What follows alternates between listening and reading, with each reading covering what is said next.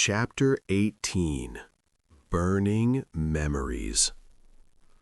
The first log screamed when it burned. Not loudly, just enough that everyone paused mid-conversation, eyes drifting toward the fire as if they weren't quite sure what they had heard. The flames flared green for a second, then settled back into orange and gold. Riley squinted at the log. That was weird. Milo shrugged and took a pull from his beer. Probably sap. Green burns when there's copper or something, right? Becca poked at the fire with a stick. It sounded like someone yelling, like really faint. You're all hearing things, Nina muttered. It's wood. We're in the woods. Wood burns. Welcome to science.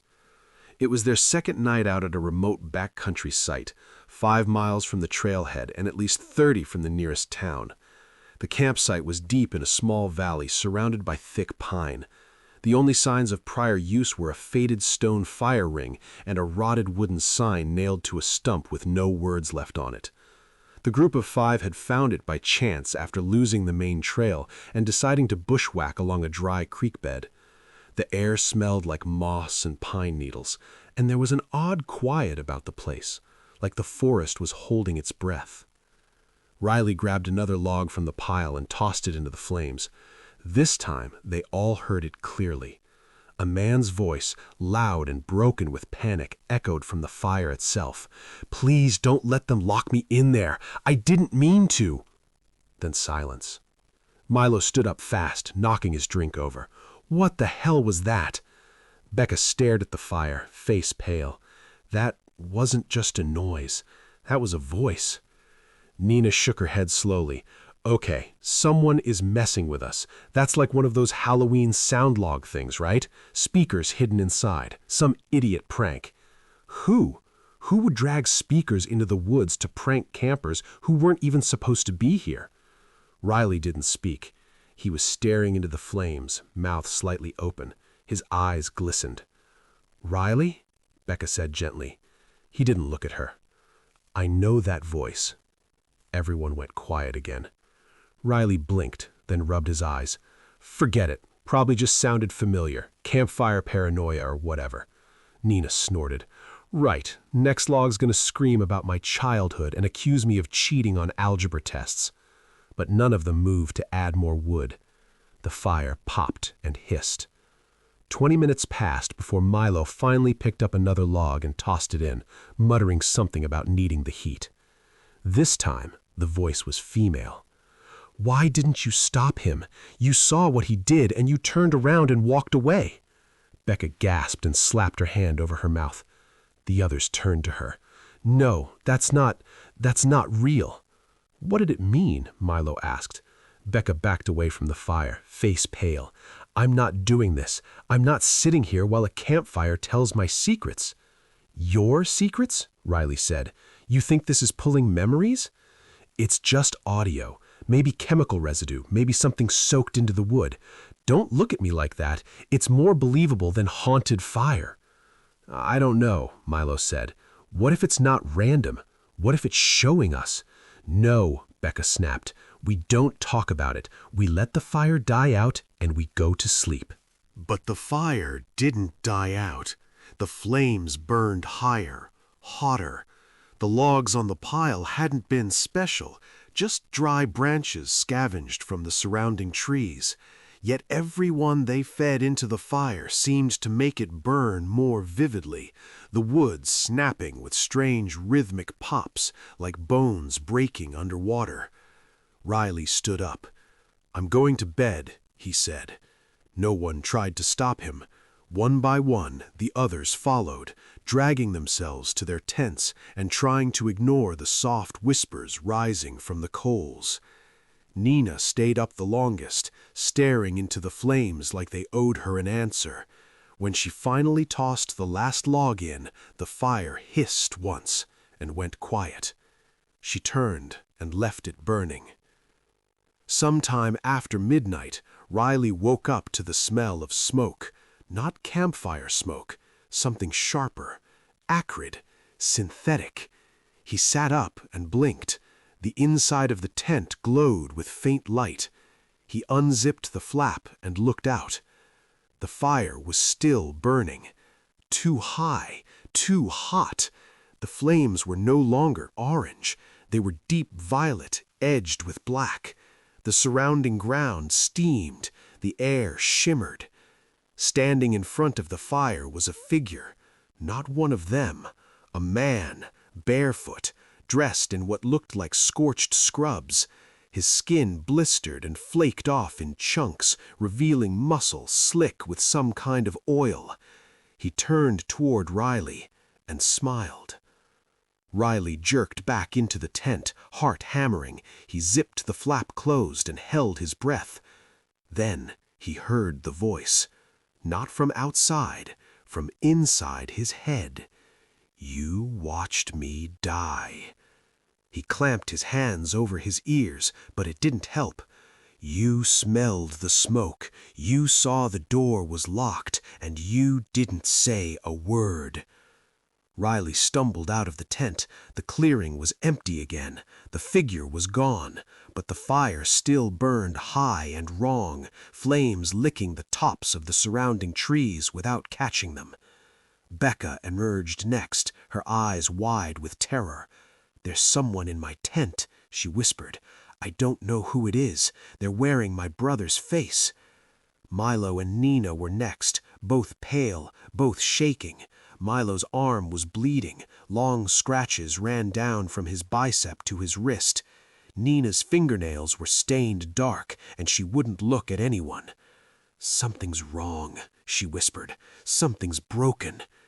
"We need to go. We pack our stuff and we hike back, right now." Milo shook his head. "It's too dark. We'll get lost. Better lost than staying here." They scrambled to gather gear, stuffing sleeping bags into packs without folding them, leaving food and trash behind. Becca checked her tent one last time before zipping it shut. She froze. A single piece of firewood had been placed on her sleeping pad. It had writing carved into the bark. "You left him to die." She backed away slowly. "No more fire," she said. "We don't burn anything else." But the fire wouldn't die. Even after they poured water on it, even after they kicked apart the ring and stomped out the coals, the heat lingered, rising in waves. Steam poured from the ground. The trees began to warp, bending inward slightly, their trunks flexing like ribs around the clearing. Milo was the first to run, then Becca. Riley and Nina followed. They didn't stop for hours, not until the first rays of dawn broke through the canopy and the woods turned from nightmare to exhaustion. When they finally slowed, they found themselves standing in a completely unfamiliar place. A flat meadow, empty, no trail in sight. Becca dropped her pack and screamed. The fire was there, right in the center of the field, burning low and blue, even without wood. A single log sat beside it, waiting. No one spoke. Nina picked up the log. Becca grabbed her arm.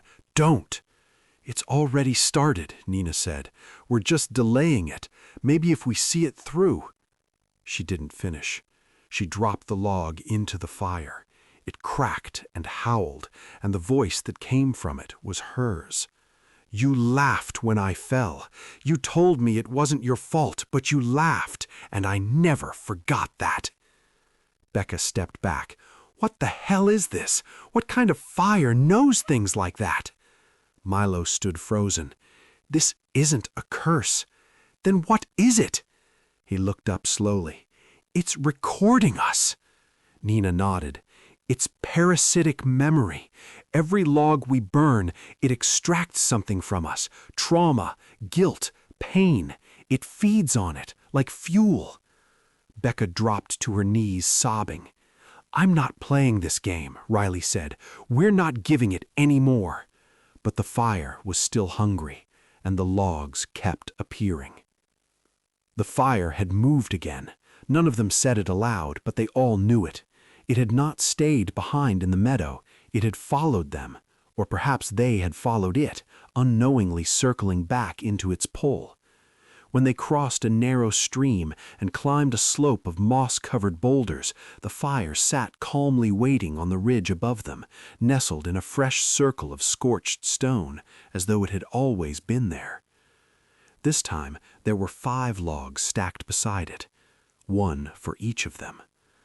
Becca cried openly now. Her eyes were bloodshot, face streaked with dirt and snot.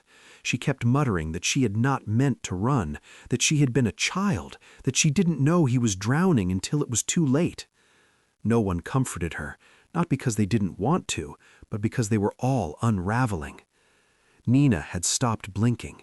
She stood closest to the fire, lips moving silently.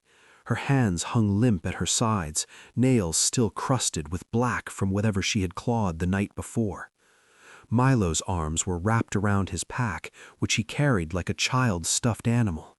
He rocked slightly, staring into the flames. Riley hadn't said a word since sunrise. When the first log cracked and burst into flame on its own, no one moved. Becca's voice came from the fire, soft at first, then shrill. "You let him go under. You stood there and watched. You saw his fingers reaching, and you ran." Becca's mouth moved in perfect sync with the words, her face slack, eyes empty. When the voice stopped, her head jerked forward, as though a string holding her upright had snapped. She crumpled onto her side, breathing shallowly, eyes wide and blank. Riley approached her slowly and touched her wrist. Still warm, still alive. He looked back at the fire. The other 4 logs remained. "We are not feeding it," he said. "It can burn on its own.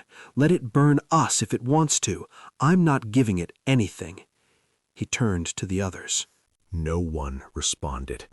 Milo took a step forward, dropped to one knee beside a log, and lifted it. Riley tried to stop him. Milo shoved him back with surprising strength and cast the log into the fire. It rolled once, landed square in the embers, and lit instantly. The scream that came from it was not human. It was Milo's voice, but twisted, mutated. It echoed across the trees with a wet, gurgling resonance that made the air ripple. "I never confessed. I never told her it was my fault. I pushed her. I pushed her because I was tired of being blamed. I watched her fall." The fire blazed blue, then white. Milo collapsed onto his back, limbs twitching. His skin had begun to blister along his arms and neck, thin lines like burn marks, but patterned, symmetrical. They pulsed faintly with light. Riley dragged him away from the fire, propped him against a rock, and waved his hand in front of Milo's face. He was awake, but he was gone. Riley turned to Nina. She stood motionless. "You're next," he said. She smiled, not the warm kind of smile. "The fire likes me," she whispered. "I gave it what it wanted. I remembered everything already. I didn't need it to pull it out. I offered it willingly." "What did you give it?" "My mother's face. The night she died. I kept it bottled up for years, never let it out. It took it from me like pulling a splinter. And now what? Now I see clearly." She stepped into the fire. Riley lunged forward, but the flames exploded outward. A shock wave of heat knocked him to the ground. When he looked up, Nina was still standing in the center of the blaze, untouched, her skin glowing. The fire wrapped around her like a cocoon, lifting her slightly from the ground. She looked peaceful. Then she opened her mouth and screamed. A fountain of black smoke shot from her throat, accompanied by a torrent of ash and glowing embers. Her body convulsed, bones snapped audibly, limbs bent backward, her jaw unhinged as if the fire had grown too large to stay inside her. When she fell, the flames swallowed her whole. There was no body left, only ash. The fire dimmed. Only 2 logs remained. Riley and Becca sat in the dirt beside each other, saying nothing. Milo was still breathing, but his body was stiff, and his eyes darted back and forth rapidly beneath fluttering lids. He was dreaming, deeply, or maybe trapped. Riley whispered, "I'm not giving it anything. I will not burn." Becca didn't answer. She stared into the flames, her face unreadable. One of the last 2 logs rolled into the fire on its own. It was hers. Riley wanted to close his ears, but it didn't matter. The voice came anyway. Not from the fire, from inside them. "I watched him die. I was 6. I did not scream. I thought if I said nothing it would go away. It didn't. It drowned him. I watched the water close over his face." Becca didn't cry. She looked relieved.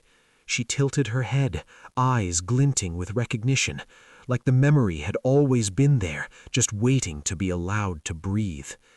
The fire pulsed once, then calmed. Riley turned to her. "Are you all right?" She smiled faintly. "I think so. What does it want from me?" "It doesn't want. It needs. You're the last." He looked down at the final log. He picked it up. It was heavier than it should have been, not in weight, but in pressure. Holding it made his hands go numb. The bark was smooth and dark, etched with grooves that shifted under his fingertips. As he stared into the fire, the trees seemed to lean in closer, the forest tightening like a net. He hesitated. Then, slowly, he set the log down beside the fire without burning it. "I want to remember on my own," he said aloud. "Not for it, for me." The fire hissed. The log smoked, but did not ignite. Riley closed his eyes. He remembered the storage unit, the gas can, the sound of the lighter snapping once, twice until it caught. The fire had started slow, then exploded. The voice screaming from inside, the steel door banging, his fists slammed against it. His voice telling himself to walk away, that it was too late, that it wasn't his fault. He remembered it all, and the fire dimmed. A wind blew through the trees. Becca stood up. "The fire's gone," she said. Riley opened his eyes. It was. Only blackened stones remained. No smoke, no heat, no light. They looked at Milo. He was still breathing, still locked in whatever nightmare the fire had left him in. "We'll carry him," Riley said. Becca nodded. Together they lifted Milo, hoisting him between them, and started walking. Behind them, the trees swayed. The log Riley had refused to burn cracked down the middle. Inside, something moved. Not a voice, a shape, thin, black, watching. But it did not follow. Not yet. They walked for hours, the forest stretching endlessly in every direction, each shadow heavier than the last. Milo's body grew heavier too, not because of fatigue, but because something inside him had changed. His skin was firm and dry, the patterned burns along his arms now glowing faintly even in the daylight. Becca and Riley carried them between them without speaking, only pausing to check the compass every so often, though it spun lazily in every direction, as if magnetism had been erased from the world. The trail they thought they were following vanished beneath their feet. The trees were thicker now, and the moss glowed faintly underfoot, just enough to make them feel watched. More than once Riley turned back, certain he would see the fire in the distance again, waiting for him. But it didn't appear. The log he had refused to burn stayed in his memory like a stone on his chest. Becca broke the silence first. She kept her voice low. "We never should have come here. I think it called to us, before we even arrived." Riley adjusted Milo's weight and nodded. "I had dreams about it, about fire, about my brother." "Me too," Becca said, But I thought it was just anxiety, that guilt would fade with time. It doesn't, Riley said. They found a clearing just before dusk. The sky above was colorless, the sun blocked by dense fog that hadn't been there earlier. A broken sign stood at the edge of the trees, the wood splintered and illegible. Riley recognized it, the same sign they had seen when they first arrived. The burned-out stump beneath it was identical. "This isn't possible," he said. "We circled back," Becca whispered. "No, not circled. We've been pulled." Milo stirred then. His eyes opened. They were white. No pupil, no iris, just blank, glowing white like twin embers left to smolder. He opened his mouth and let out a dry rasp. "It's still here." Riley crouched beside him. Milo's skin was tighter now, leathery and cracking. His chest barely rose and fell. Riley gripped his shoulder. "Where is it?" Milo looked up, eyes rolling toward the empty fire pit. "It's waiting. Beneath. It doesn't need flames anymore." The earth trembled. It was not a quake. It was subtle, rhythmic, as though something massive breathed beneath the surface, exhaling heat through the moss and stones. The stones from the extinguished fire pit rattled, shifted, and fell inward, leaving a dark hole in the soil. From within, the glow returned, faint at first, then stronger, orange and violet and blue, like molten metal viewed through smoke. Becca backed away, dragging Milo's upper body. "We leave, now." Riley turned to help, but something reached out of the hole. It was not a hand, not a limb. It was a tendril of smoke that moved like muscle, wrapping around Riley's leg before he could react. It pulled hard, slamming him onto the ground and dragging him across the dirt. He screamed and clawed at the moss, but it offered no grip. Becca screamed his name, but did not chase. The smoke coiled up his torso, thickening. It moved not with wind, but with purpose. A shape emerged behind the tendril, a figure, fire-colored, walking on two legs, its face a mask of burning wood, eyes made of coal, mouth always open, pouring heat with every step. Riley's kicked at the thing, but the smoke hissed and invaded his lungs. His eyes rolled back.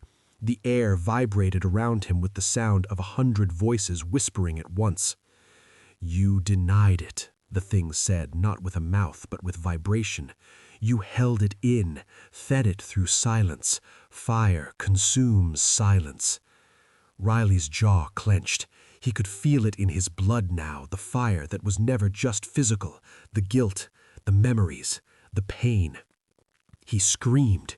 It was not in fear. It was in defiance.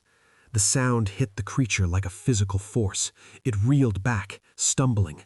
The smoke around Riley evaporated into sparks. He stood, panting, sweat pouring down his face, limbs trembling. The figure recovered and stepped forward again, arms outstretched. Riley lunged at the fire pit. He grabbed the unburned log, the one he had refused, the one that had cracked in two. He held it in both hands and swung it into the pit. The log burst into flame immediately, but this time there was no voice. There was a sound, a deep groan like metal warping under pressure, and the earth buckled. Cracks split across the clearing. The fire in the pit surged upward like a geyser. The coal-eyed creature shrieked, its form breaking into cinders. Its body flailed and dissolved into wind, ash scattering through the trees. The flames did not stop. They burned taller, brighter, spreading through the roots, setting the moss alight. Trees nearby caught instantly, their trunks glowing from within. The fire spread not as heat, but as memory, igniting the very fabric of the land. Becca screamed for Riley to run. He grabbed Milo's arm, but the boy was already gone. His eyes were dim, his chest still. Riley dragged Becca up and ran. Behind them, the forest burned. Not trees, not leaves, but every regret they had ever buried. As they sprinted, the forest changed. The trees began to unravel, not fall, not collapse, but unravel like tightly wound fibers breaking apart into strands of glowing memory. The soil was no longer earth, but coal and ash and bone. They reached the ridge they had first climbed when they entered the valley. Riley didn't look back. Becca tripped once, cut her palm, but didn't stop. The fog behind them was a wall of glowing ember light. Screams echoed from every side, not from the trees, from the fire itself, from the people it had taken. Riley's lungs burned. He knew it was in him, too, the memory of the fire, the thing he had done, the thing he had let happen. He thought facing it had freed him, but it hadn't. The fire would burn forever. It didn't need wood or oxygen. It needed memory. It needed guilt. They reached the edge of the valley just as the sun broke through. Real sunlight, clean, unfiltered. Becca collapsed in the dirt, sobbing. Behind them, the smoke did not rise. There was nothing left to burn, not that could still remember. Riley stood in silence. His skin still glowed faintly. Becca looked up at him. "It's gone," she said. He shook his head. "No, it's just fed." A breeze carried ash across the treetops. A faint sound followed it, like a whisper, like a voice waiting in a spark. They walked until their legs gave out. Later, when search and rescue found them, Riley didn't speak. He simply stared into the campfire the rangers had built to warm them. His eyes reflected it too clearly. One of the rangers dropped a stick into the flames, and the fire hissed, just once, softly, like it was listening. Thank you for listening to this story. Your support means a lot and helps keep these tales coming. If you enjoyed it, please take a moment to subscribe and follow for more dark and immersive stories just like this one. New horrors await. Don't miss what's coming next.